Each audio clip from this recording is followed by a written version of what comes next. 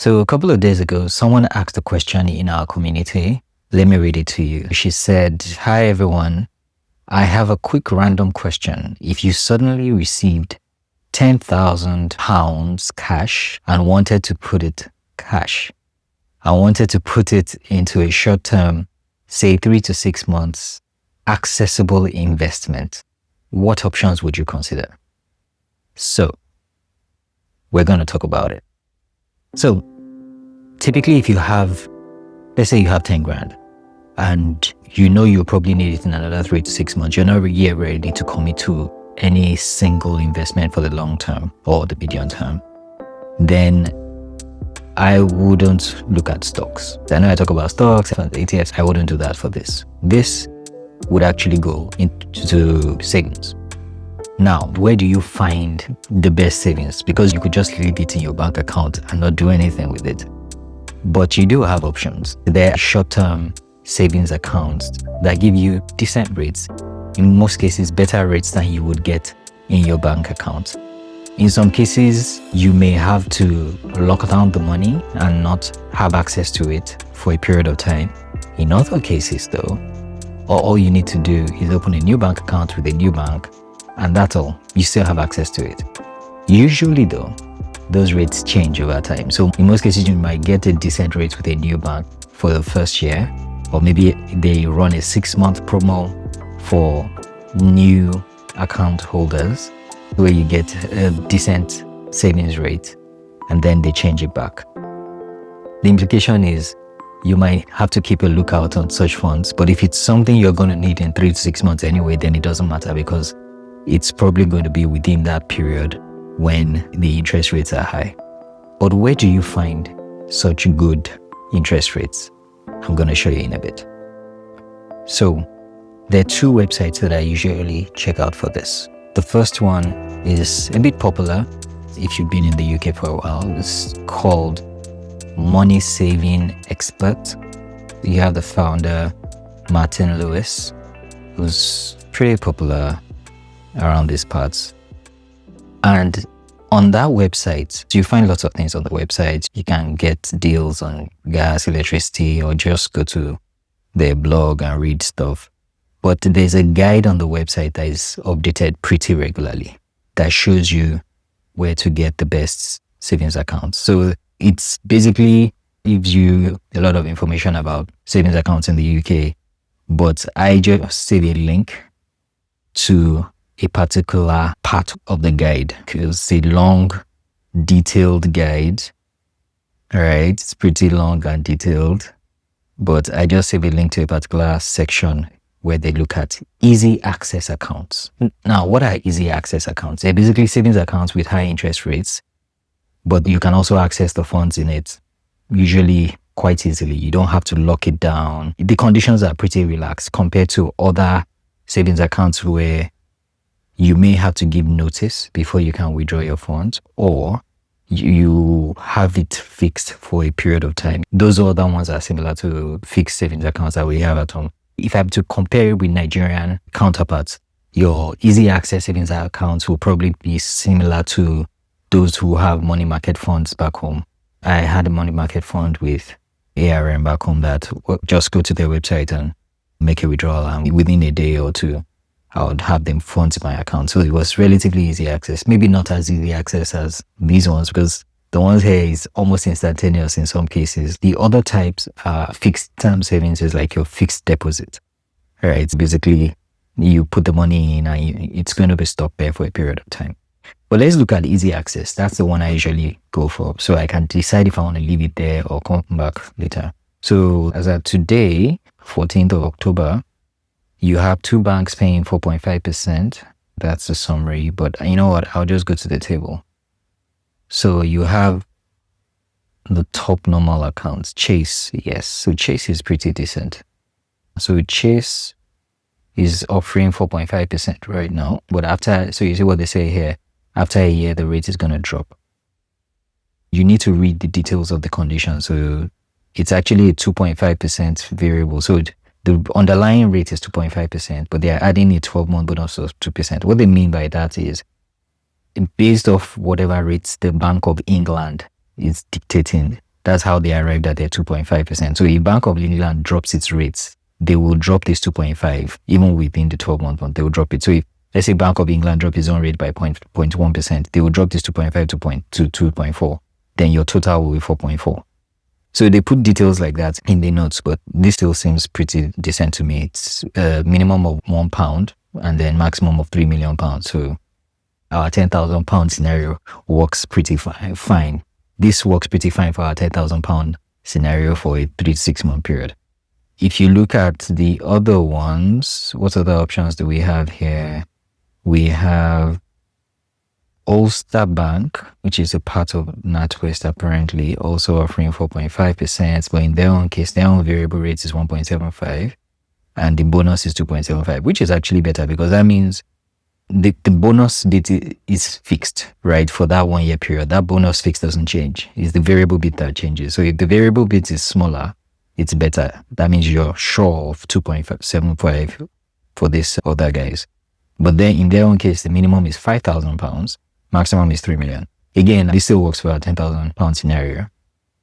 And then they also mention when the interest is paid. Is it paid annually at the end of the full period of time, or is it paid monthly? I prefer monthly, right? I like to see the interest that I gained every month. The reason is I also withdraw money frequently from such accounts. So I may take out money this month, put in money back next month and all that. So I like to see how that interest rate or that investment, quote unquote, performed within the month. Not a lot of money, but still. And then you now have these other ones. You have CHIP. CHIP is pretty popular as well. Minimum £1, maximum 1 million, 2.75, 7 for variable. I don't like this because the bonus is less than what I would get if on Chase. But then again, to each his own. These other ones are lower. I would go for one of these two if I were in her shoes. And then you see the others. Now, always make sure to check the details of the conditions, right? So in this case, for instance, United Trust Bank, the interest is paid annually, right? Though it's a complete total 4.3% interest rate, which is decent. So there's no variable bits. It's going to be 4.3, but it's paid annually. The post office is actually also offering a high interest rate, 4.16%, but 1% variable. Now, there's some other non-standard, they call it non-standard accounts where there's certain conditions tied to it. So for instance, Santander Edge, they are offering 6%, which is high, but it's only for people that already have a current account with them, right? So that's why you see this there. And then you have, let me see, Kahoot, which is also part of Santander. What's the condition here? Offering 5%. Actually, we could actually check this if we wanted to see what the conditions are. You get 5% gross. We don't pay interest on balances over 3%. Oh, sure, you see. So if your balance is more than 3%, what's the point then? I'm sorry, I said 3%. Maximum of £3,000, maximum of £4,000. So these two options, though the interest rates are high, they don't satisfy what we need because we're looking for something for £10,000. So though the interest rate is 5%, 6%, if you read the small print, it's maximum of 4,000 and maximum of 3,000. This Vanquish is also high, but it's not as high as Chase. So it's looking like Chase is still the best option here. Now, the other type of accounts that I talked about, these ones, you have to give them notice before you can withdraw your cash. It's kind of like fixed deposit, but not a fixed period. So something like this. This one, you have to give them 95-day notice. It's essentially fixed deposit. I have to tell them 95 days, 3 months before I withdraw the cash. I don't even look at this notice, to be fair. Between you and I don't look at all these notice statements because easy access is already good enough and I get similar rates. So it's not as if the rates are higher for notice. It's 4.5 for here. I'm getting 4.5. It's not much of it. It's not a significant difference. I'm not going to lock my money down because of 0.04% per annum. So no. Then if we go to fixed term, let's see if there are higher rates for fixed term. 4.4%. So you see, it's okay, 4.5%. But then what's the condition? 10,000 to 1 million. Oh, 4.5% for 3 months. This actually works. So it's a fixed amount. It's just that she locks that money in. So if it's someone looking for a bit of discipline, so this Santander International, you can get 4.5% for 3 months, which is the same you would get for Chase. It's just that Chase is for a full year, right? And then this GB Bank, gives you the same 4.5% for 6 months, but then your own minimum is 20,000.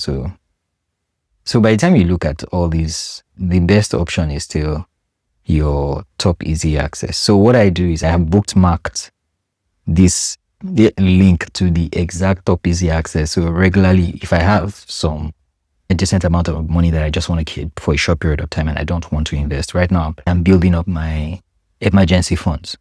Right, that's typically what I use this for. I use this to keep my emergency funds. The idea behind emergency funds, a quick segue, is roughly 3 to 6 months of your monthly expense that you keep saved in an easily accessible account. So this is suitable for that. The reason for that is in case you lose your job, in case some emergency comes up, something drastic that you're not expecting, you don't want to liquidate your shares. So it's good to also have some easily accessible cash nearby. But then the fact that you still have it easily accessible doesn't mean you shouldn't get a decent return on it, right? So that's why we're doing this. Now, the other website that I check is this second one called Be Clever With Your Cash, right? It's a good website as well. I discovered it randomly recently. I can't remember where I saw it.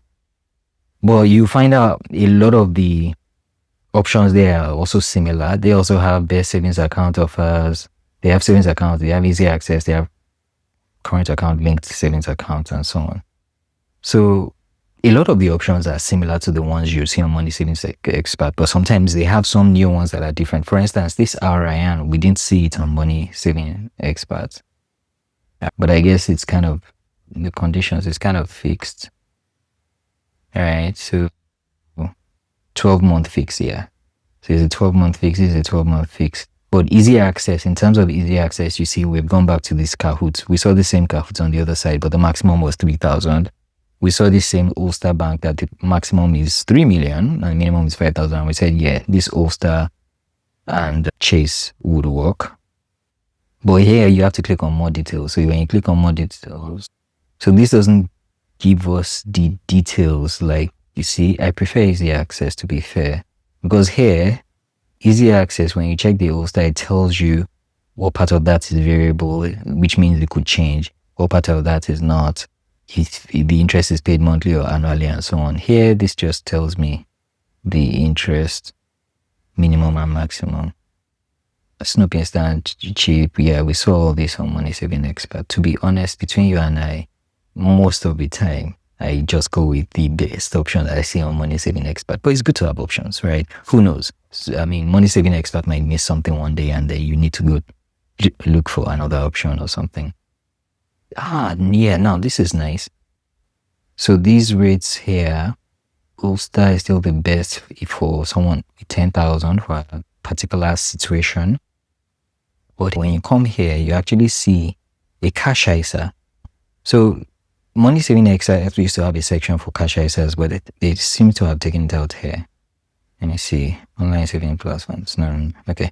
So they seem to have taken it out, which is interesting. Personally, I don't like cash ISAs because every year everyone has a £20,000 allowance, annual allowance for your ISA, whether it's cash, stocks and shares, or lifetime ISA. It's all eating out of your £20,000 allowance. Now, if you have £10,000 and you just want to keep it for a short period of time, but you still also have an investment portfolio that you want to grow tax-free, then it makes more sense for you to use your 20K allowance for your investment portfolio instead of using it up on your savings. Because if you want to put your 10K inside cash ISA, then the maximum you can invest later on that year is now 10K.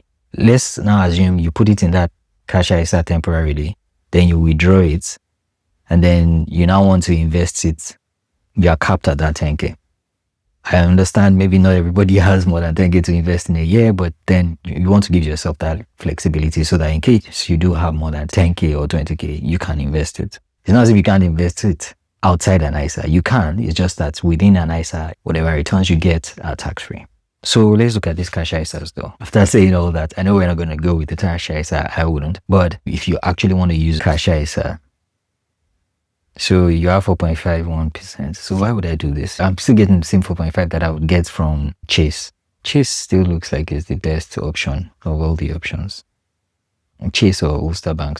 At the end of the day, you still need to go to the website to confirm the details. So you see, it says new customer bonus for 12 months. So it's only new customers. For someone like me that has an account, I have to go see if they have other options. So you now actually go to the website, check the options there, check the conditions, right? And yeah, so the minimum here is actually 5K. Unlike Chase where the minimum is £1, but our 10K will still fit in here. Yes, so this is also something else that you should keep in mind. The fact that you already bank with one of these people doesn't mean, let me give you an example. So I already have an account with Chase, but earlier this year I realized they were doing one of these promos, right? I hadn't used them for a while. I opened that account like 4 years ago and then stopped using it when the interest rate dropped. I moved to a different bank. But then I now found out this year that that interest rate was back. So I opened another account with the same Chase, another savings account. So the first savings account, if I open my app, the first savings account is there with zero balance. And then the new savings account is there with the higher interest rate. So the first savings account has like 2% interest rate. The new savings account has like 4.5 or so interest rate. And that's where I now put my money with the same bank. So now I have two different accounts, both of them open, both of them savings, different interest rates, which is the same thing that these guys are suggesting you do here. Open a new account, apply for a limited edition savings account through our mobile app or use anytime banking. They will get back to you. Most of the time, they get back to you in a day. Though they're saying within 2 days. In most cases, within a day, you get back. When they get back to you, you open the account with them. They send you your login details. You log in, deposit money, and you're good to go. So you can actually have multiple savings accounts at different interest rates with these banks, which is why I keep this link saved in my bookmarks, right? Because you don't know when you have some spare money and you just want to save it. Let's say I'm saving for the holidays. Christmas is coming and I want to save some money. I want to put some money apart from the holidays. I don't want to invest it, right? Because if I put it in stocks and shares and Donald Trump does his magic in the US and stock market crashes the day before I want to liquidate those shares to go and buy my flight ticket, there goes my holiday, right? So you want to put it somewhere where that principal, the amount of money you put in is secure, but then it can still be gaining some interest and you want to max out on your interest rate. So I usually refer to this quite regularly. But when it's something that I know I'm not going to need that money in the next 6 months, I know I'm not going to need it in the next 2 to 3 years, that's where my stocks and shares come in. I invest in an ETF or stocks, or, usually through my ISA. But that's a different topic. I covered how one could open a stocks and shares ISA with my favorite ETF provider in the UK. I covered that in a different video, which I will link here. So you can check that out. Yeah. So that will be that. So I hope you found this helpful. If you did, please leave a comment below. Let me know how you've been saving your money since you moved to the UK, money that you don't want to invest yet. Do you just leave it in your regular current accounts? Do you leave it in the savings account? Because when I first of all moved there, I was using Monzo, so I would keep it in a Monzo savings account. But I later on found out that, no offense to Monzo, but they don't really have great rates on their savings accounts. You can get better rates elsewhere. So let us know how you have been managing your savings. Do you keep it with your own bank that you use? I found out that a lot of people are iffy about, they don't like opening a new account somewhere else just because of interest rates. And to be fair, I had this conversation with a friend of mine. To be fair, I don't do that either. If the difference in interest rates is not significant. So for instance, right now, I think I'm getting like 4.3% or 4.2%. I'm not going to go and open another account just to go from 4.2 to 4.5. That's not significant. But if I'm getting like 3.6 somewhere or 3.8 somewhere, and then I see somewhere else where I can get 4.5, that's almost 1%. You can round that up to 1% difference. Look at it this way. When I first of all moved to the UK and interest rates were low, on your savings account, the best you could get was 0.9. So if someone is going to move my interest rate from 3.8 to 4.5, that's almost the 0.9 that I would have been getting 5 years ago.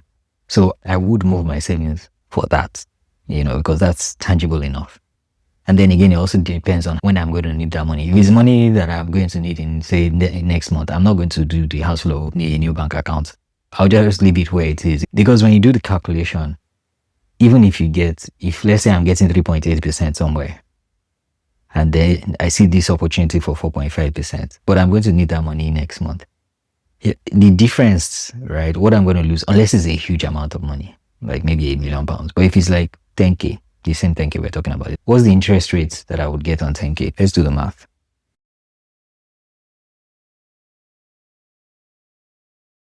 So the difference between them is what? £5. Right? So we like to do that hassle and just get £5 if I only do 1 month. But if I do multiple months, let's say how much I was putting down was 50K, then it's £100. Then it starts to make some sense. When it's £100, that's the extra interest I'm getting, right? So if I stay with my lower interest rates, I'm getting 475. If I move up, I'm getting 562. It's almost £100 difference, right? But that's because it's 50K. But if you just this 10K that I'm moving up and down, just for 3 months, you're only getting £20. If it's 6 months, then there's a difference, right? If I leave it for a year, then you see it's getting better. Let's see, how much are we getting on Monzo right now? Monzo savings accounts interest rates. Let me see how much Monzo is paying. In the instant savings spot, you see they're paying 3 to 3.5. So if we're doing 3.5%, let's use 3.5, and there's up to a 1% difference, then it actually makes sense, right? So we can say the threshold is 1%. So the difference between the savings account is up to 1%, then it starts to make sense to move it. Especially if it's money that is going to stay for a while. And if it's your emergency funds, let's say you earn like 5K a month, right? If you earn like 5K a month, your emergency funds will be anything from 15K to 30K. So let's say we go with a higher number and you manage to save your emergency funds of 30K.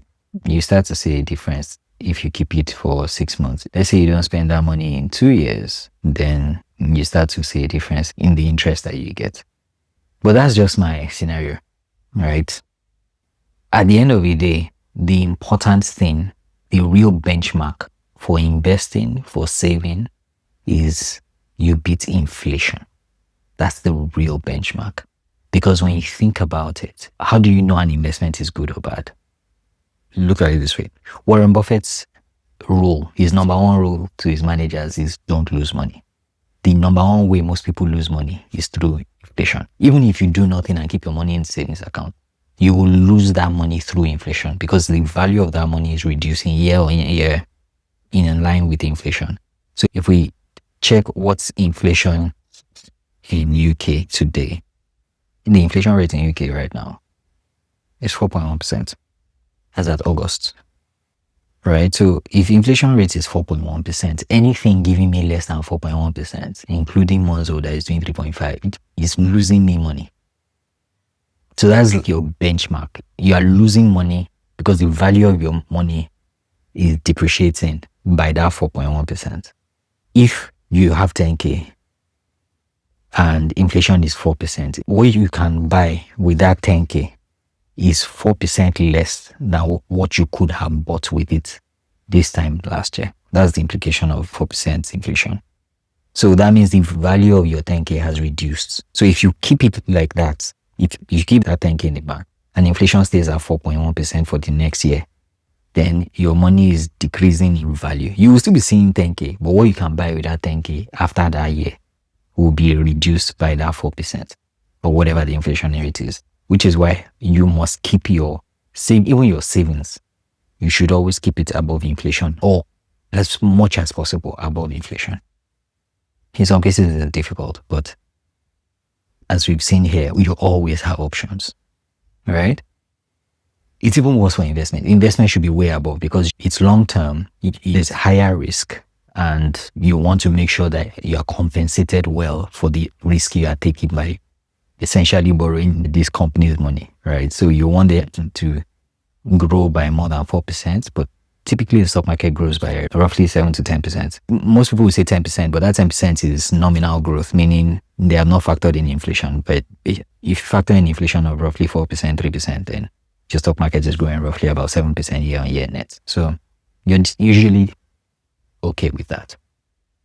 So at least you know now why I always pay attention to this and what you can do if you have small change or emergency funds that you don't want to invest yet, but you just want to keep saved so that you can have access to it without being forced to sell your shares, particularly if there's a brief market downturn.